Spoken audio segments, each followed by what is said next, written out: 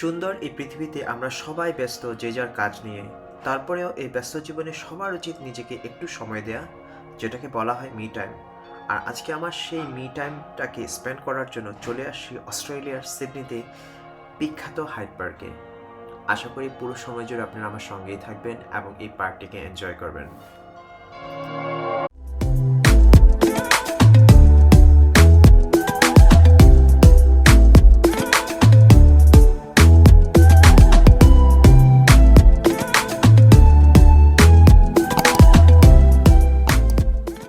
Hello everyone, আসসালামু আলাইকুম and welcome to my channel shine the explorer. আশা করি আপনারা সবাই ভালো আছেন, সুস্থ আছেন। আর আজকে আসলে সম্পূর্ণ ব্র্যান্ড নিউ একটা ব্লগ নিয়ে, কারণ অনেকদিন হলো আউটডোরে কোনো ব্লগ করা হচ্ছিল না, তাই ভাবলাম আজকে করা যাক একটা। আর তাই আজকে চলে আসছি সিডনি সিবিডির প্রাণ কেন্দ্র নামে পরিচিত, যেটা একটা পার্ক, সেটার নাম হচ্ছে হাইড পার্ক। সেই হাইড পার্কে নিয়ে আর চলুন তাহলে ঘুরে ফিরে আজকে দেখবো হাইড পার্কের আদো park. Hyde Park situated right in the heart of Sydney city. এর আয়তন প্রায় 40 একর এবং এটি অস্ট্রেলিয়ার সবচেয়ে পুরনো পার্ক। এর পশ্চিম দিক দিয়ে চলে গেছে বিখ্যাত এলিজাবেথ স্ট্রিট, পূর্ব দিকে রয়েছে কলেজ স্ট্রিট, দক্ষিণে রয়েছে লিভারপুল স্ট্রিট এবং উত্তর দিকে রয়েছে সেন্ট জেমস রোড। আর ঠিক এর মাঝখানেই এই পার্কটির অবস্থান। পার্কটি থেকে সিডনি সিটির একটা ভালো ওভারভিউ পাওয়া যায় এবং এখান থেকে আপনি সুন্দরভাবে অবলোকন করতে পারবেন বিখ্যাত সেই সিডনি টাওয়ার্স। আর এই পার্কটির ইতিহাস বেশ পুরনো। পার্কটি তৈরিতে সময় লেগেছে 1810 সাল থেকে 1927 সাল পর্যন্ত এবং এই পার্কটি নিউ সাউথ ওয়েলসের হেরিটেজের অন্তর্ভুক্ত। এখন আসতে পারবেন সিডনি সিবিডির বা সিডনি সিটির যে কোনো প্রান্ত থেকে বিভিন্ন ধরনের পাবলিক ট্রান্সপোর্ট ব্যবহার করে। তার মধ্যে রয়েছে বাস, ট্রেন, আর হ্যাঁ, এই পার্কটির নিচে রয়েছে দুটি ট্রেন স্টেশন, যেগুলো কিনা পাতাল বলতে পারেন, এবং ট্রামে করেও আসা যায়। তবে হ্যাঁ, আসতে পারবেন ড্রাইভ করেও, বাট সেক্ষেত্রে আপনাকে বেশ মোটা পরিমাণের একটা টাকা পার্কিংয়ের জন্য পে করতে হবে। আর এখানে আসলে পাবলিক ট্রান্সপোর্টে অবশ্যই টাইম টেবিলও চেক করে নেবেন এবং সেই সাথে ওপেল কার্ড কিনে রিচার্জ করে নেবেন, কারণ এটি দিয়ে নর্মালি পাবলিক ট্রান্সপোর্টে পে করা হয় আমাদের। এই কার্ড রিচার্জ করা যাবে ট্রাম এবং ট্রেন স্টেশনের এ ধরনের বুথ থেকে ইজিলি। তো যেভাবে আসেন না কেন, পার্কটিতে প্রবেশ করতে হবে আপনাকে হেঁটেই এক পর্যায়ে। পার্কটিতে প্রবেশের এক নিমিষেই হৃদয় জুড়ে ছুঁয়ে যাবে প্রশান্তির এক নিবিড় ছোঁয়া। সবুজ শ্যামল, সাজানো গোছানো, সিমসাম পরিপাটি এই পার্কটিতে রয়েছে ছোট বড় অনেকগুলো ফাউন্টেনের সমারোহ। এটি তার মধ্যে একটি অন্যতম। তবে আমার সবচেয়ে পছন্দের যে ফাউন্টেনটি, এখন আমি আপনাদেরকে সেদিকটাতেই নিয়ে যাব।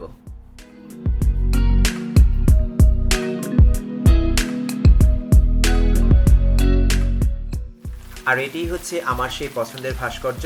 এর নাম হচ্ছে দি আর্কিবোল্ড মেমোরিয়াল ফাউন্টেন। আর আর্কিবোল্ড ছিলেন অস্ট্রেলিয়ার একজন প্রমিনেন্ট জার্নালিস্ট এবং যিনি এই ভাস্কর্যটি করেছিলেন তিনি ছিলেন একজন বিখ্যাত ফরাসি ভাস্কর্যবিদ, যার নাম ছিল ফ্র্যাঙ্কোয়া সিকার্ড। আর এই ভাস্কর্যটি করা হয়েছে প্রথম বিশ্বযুদ্ধে অস্ট্রেলিয়া এবং ফ্রান্সের সম্পর্কের সম্মানার্থে। এর আয়তন হচ্ছে প্রায় 18 মিটার এবং এখানে রয়েছে গ্রিক গড অ্যাপোলোর একটি স্ট্যাচু।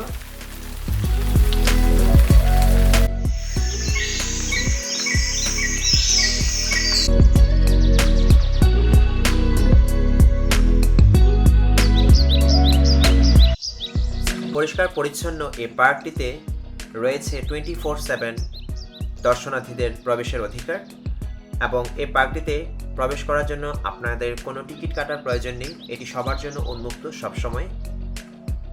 এবং এই পার্কটির বিভিন্ন অংশে রয়েছে প্রচুর পরিমাণে বসার বেঞ্চ, যেখান থেকে আপনি প্রকৃতির সাথে সাথে সিটিটাকে বেশ ভালোভাবে এনজয় করতে পারবেন আপনার মতো করে।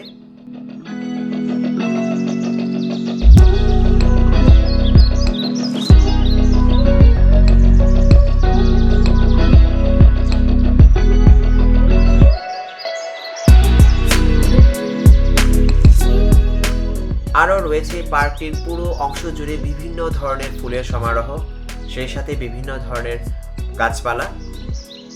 পুরো পার্কটির বিভিন্ন অংশ জুড়ে রয়েছে বিভিন্ন ধরনের ফুলের এই বৈচিত্র্যময়তা। এখন চলুন উপভোগ করি তার কিছুটা অংশ।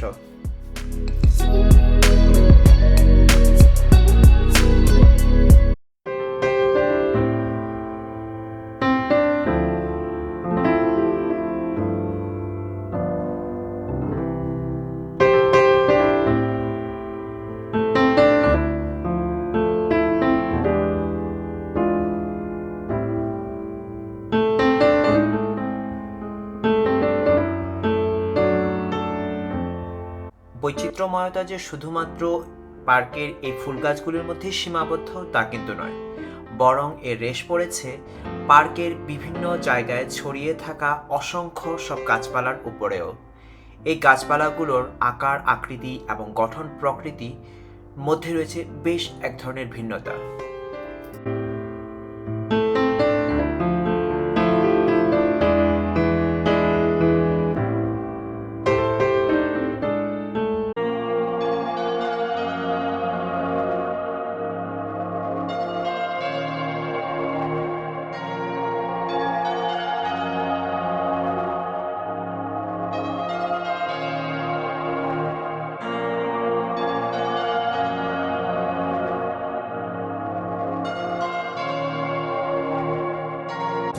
আর ভিউয়ার্স, আমার পিছনে এখন যে বিল্ডিংটা দেখতে পাচ্ছেন সেটার নাম হচ্ছে সেন্ট মেরি ক্যাথিড্রাল, আর এটা হাইড পার্কের ঠিক নেক্সট টুতেই। তো হাইড পার্কে আসলে ডেফিনেটলি এই জায়গাটা ঘুরতে আসবেন। আর এটা খুবই প্রসিদ্ধ একটা চার্চ, বলতে পারেন যে সিডনি সিটির সবচেয়ে পুরনো এবং সবচেয়ে অ্যাট্রাকটিভ চার্চ এটা। লাস্ট ইয়ার আমি এটার ভিতরে গিয়েছিলাম, বাট কারণ এখানে যাওয়া যায়, এখানে এরকম কোনো ম্যান্ডেটরি কিছু নেই যে আপনি যেতে পারবেন না, বাট অ্যাজ লং অ্যাজ আপনি কোনো ছবি তুলে নিন দ্যাটস ফাইন। তো এখন আমি সেদিকটা একটু যাবো আর আপনাদের ঘুরে দেখাবো, চলো।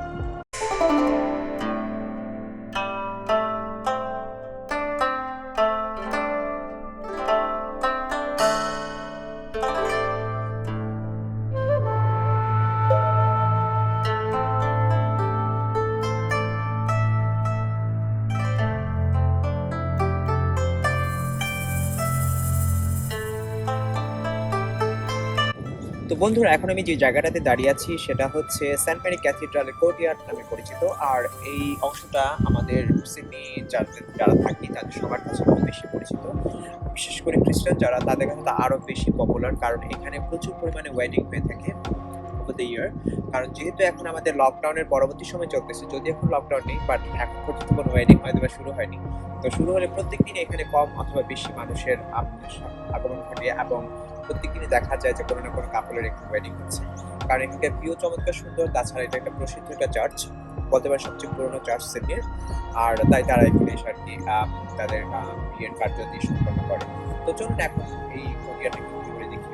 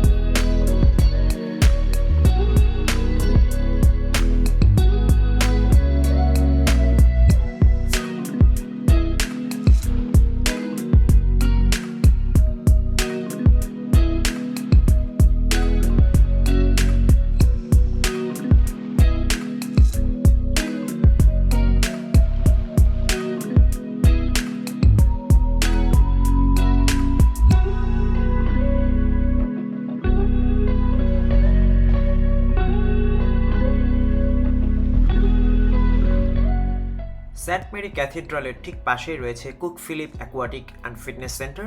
তবে আপনি যদি এই ফিটনেস সেন্টারের ফ্যাসিলিটি ভোগ করতে চান তাহলে সেজন্য আপনাকে এর মেম্বারশিপ ক্রয় করতে হবে বা টিকিট কেটে এর ভিতরে প্রবেশ করতে হবে।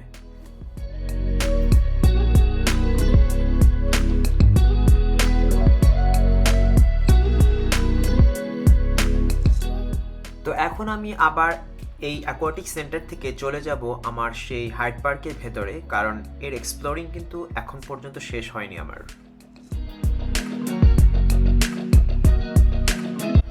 পার্কটির এই অংশটির নাম হচ্ছে স্যান্ডরিংহ্যাম মেমোরিয়াল গার্ডেন অ্যান্ড ফাউন্টেন। এখানে আসার পরে আপনি হৃদয়ের ভিতরে এক ধরনের তীব্র অনুভূতি ফিল করতে পারবেন, যার ট্র্যাঙ্কুয়ালিটি ছুঁয়ে যাবে আপনার হৃদয়ের প্রতিটি কোণায় কোণায়।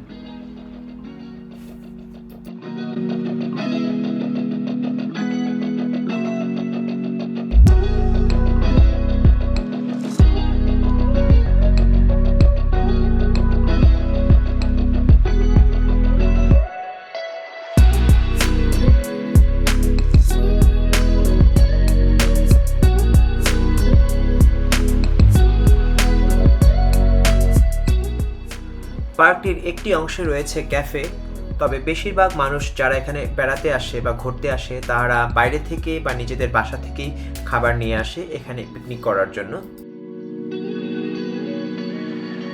তো বন্ধুরা, আমি এখন যে জায়গাটাতে দাঁড়িয়ে আছি এই জায়গাটার নাম হচ্ছে ফিগ ট্রি অ্যাভিনিউ। এটা হাইড পার্কেরই খুব ফেমাস একটা প্লেস, আর এটা টুরিস্টদের কাছে খুব বেশি অ্যাট্রাক্টিভ, কারণ আমার দুপাশে যে গাছগুলো দেখতে পাচ্ছেন এগুলোর বয়স 100 বছরেরও বেশি, এবং এই গাছগুলো দুই দিক থেকেই পুরো অ্যাভিনিউটাকে ছাউনির মতো আচ্ছাদিত করে রেখেছে, এবং এটা প্রকৃতি প্রেমীদের কাছে খুবই পছন্দের একটি জায়গা। এই হাইড পার্কেরই একটি অংশে রয়েছে বিখ্যাত ব্রিটিশ এক্সপ্লোরার ক্যাপ্টেন জেমস কুকের স্ট্যাচু, যাকে মনে করা হয়ে থাকে অস্ট্রেলিয়ার ডিসকভারার হিসেবে, এবং এটি তার স্ট্যাচু আপনারা এখন দেখতে পাচ্ছেন।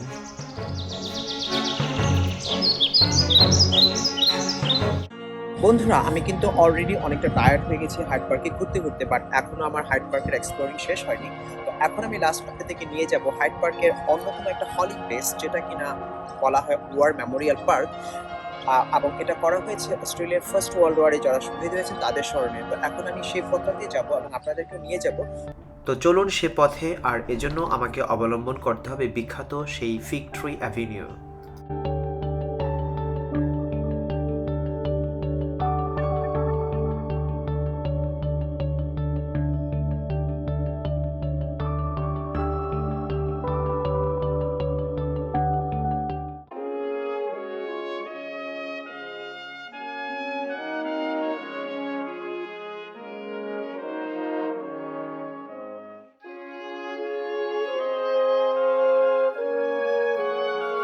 আমার পিছনে এখন যে মনুমেন্টটি দেখতে পাচ্ছেন সেটাই হচ্ছে বিখ্যাত ওয়ার মেমোরিয়াল, আর এটাই করা হয়েছে ফার্স্ট ওয়ার্ল্ড ওয়ারের শহীদদের স্মরণে। তো চলুন এখন এই অংশটা কিন্তু ঘুরে ঘুরে দেখি এবং আপনাদের সাথে শেয়ার করি।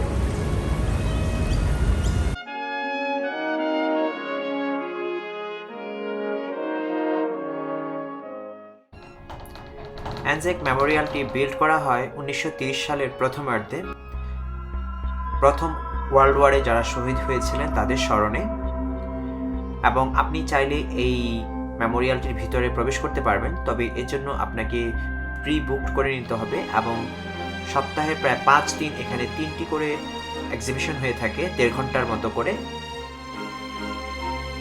মজার ব্যাপার হচ্ছে যে আপনি এটার ভিতরে যদি প্রবেশ করতে যান সেক্ষেত্রে আপনাকে কোনো টিকিট কাটতে হবে না, বা এটা সম্পূর্ণ বিনামূল্যে আপনি এটার ভিতরে সবকিছু দেখতে পাবেন, এবং প্রথম বিশ্বযুদ্ধের সম্পর্কে অনেক কিছু ইনফরমেশন এখানে রয়েছে। তো বন্ধুরা, আমার কিন্তু ফাইনালি হাইড পার্কের এক্সপ্লোরিং শেষ হয়েছে।